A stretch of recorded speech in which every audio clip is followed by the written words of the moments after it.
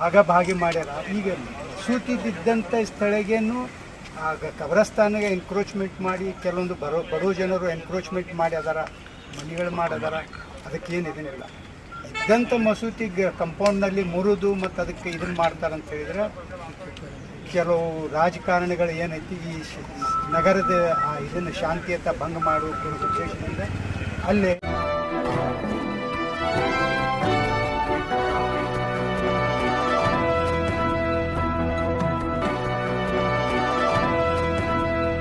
ಭಾಗಭಾಗಿ ಮಾಡ್ಯಾರ. ಈಗ ಸೂತಿದ್ದಂಥ ಸ್ಥಳಗೇನು ಕಬ್ರಸ್ತಾನಿಗೆ ಎನ್ಕ್ರೋಚ್ಮೆಂಟ್ ಮಾಡಿ ಕೆಲವೊಂದು ಬಡವ ಜನರು ಎನ್ಕ್ರೋಚ್ಮೆಂಟ್ ಮಾಡಿ ಅದಾರ, ಮನೆಗಳು ಮಾಡದಾರ. ಅದಕ್ಕೇನು ಇದನ್ನಿಲ್ಲ.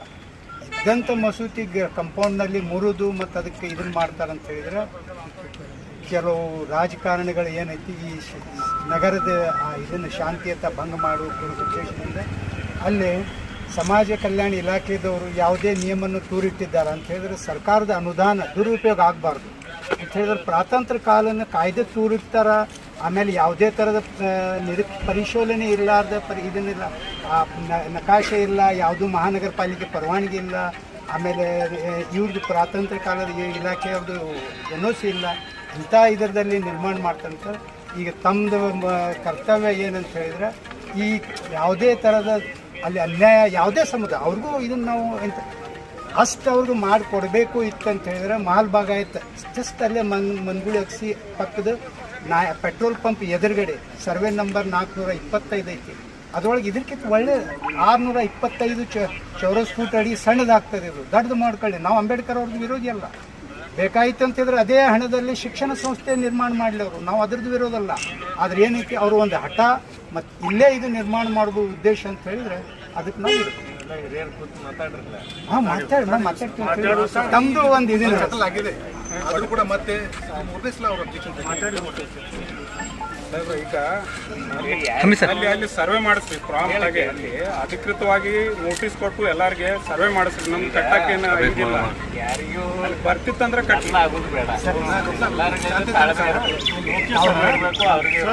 ಈ ಮೊದಲು 2 ವರ್ಷದ ಮೊದಲು ಜಲನಗರ ಬುದ್ಧಿವಾರ ಒಳಗೆ ಕೂತು ಅವರು ನಮ್ಮ ಸಮಾಜದವ್ರು ಕೂತು ನ್ಯಾಯ ಮಾಡ್ಯಾವ.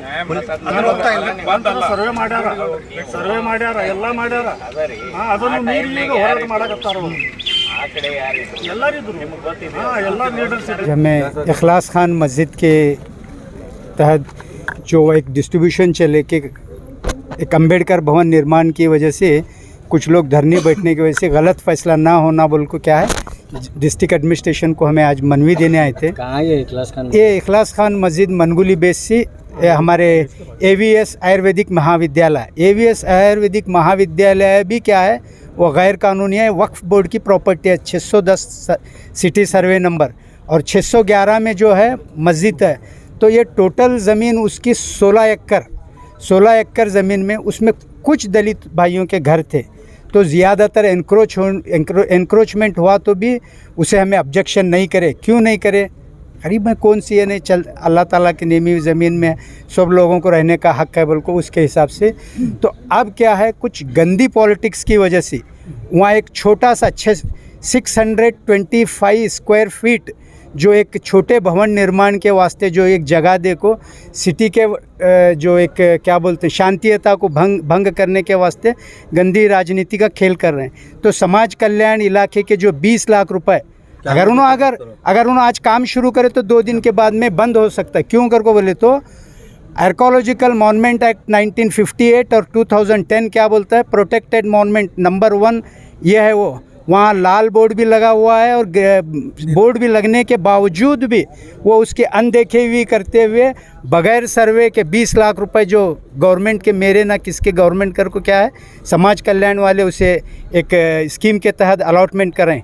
तो वो क्या है गैर कानूनी पैसा, सरकार का पैसा है नहीं, गलत इस्तेमाल नहीं होना। तो डिस्ट्रिक्ट एडमिनिस्ट्रेशन जानबूझ को एक DC भी उसे सर्वे करने के वास्ते 2009 महीने में 2023 में सर्वे के वास्ते एक रिपोर्ट दिए। तो वहाँ वो ऑलरेडी 605A ये ऑलरेडी ज़मीन दरगाह के वास्ते वक्त ये है। वो 1970 हमारे जो भी वो मस्जिद के जो भी ज़िम्मेदार हैं उनका वक्फ बोर्ड से अलॉटमेंट लेटर है। बगैर इन्हों क्या करें, बगैर देखे हुए वही सर्वे नंबर दूसरे को अलॉटमेंट करते हैं। तो ये कौन अलॉटमेंट करे ऑफिसर, उसके खिलाफ एक्शन होना। तो ये एडमिनिस्ट्रेशन के ऊपर हमना भरोसा नहीं है। तो क्या है, आने वाले दिनों में हमें हमारी आगे की कार्रवाई अदालत के ज़रिए हमें क्या करना, वो कार्रवाई को जारी रखते हैं। CTS नंबर 610, 611, 612 की आप नहीं 610 और 611 की जो हैं वक्फ की प्रॉपर्टी 16 एकड़ है, उसके तहत 605 है।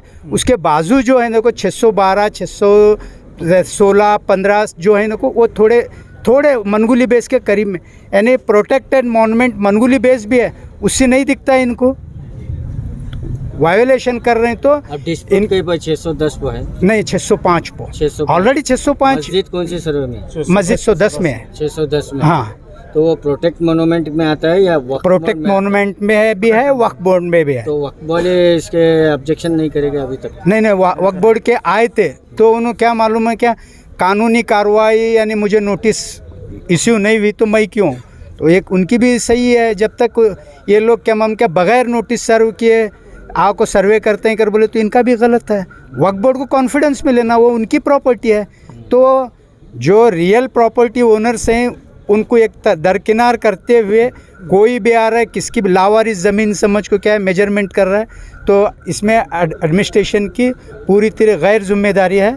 इसके ऊपर वक्फ बोर्ड भी हो, डिस्ट्रिक्ट एडमिनिस्ट्रेशन हो, और दूसरे जिसके भी थ्रू अगर ये आप मीडिया के ज़रिए जाती ताबड़तोड़ ये मसले पर एक्शन होना। तो इखलास खान मस्जिद अभी वक्फ बोर्ड के अंडर में है? वक्फ बोर्ड के अंदर में है, और ऑलरेडी उसके ऊपर उनके पास रजिस्ट्रेशन है, उनके मेंबर्स की पूरे बाकायदा उसकी ये है।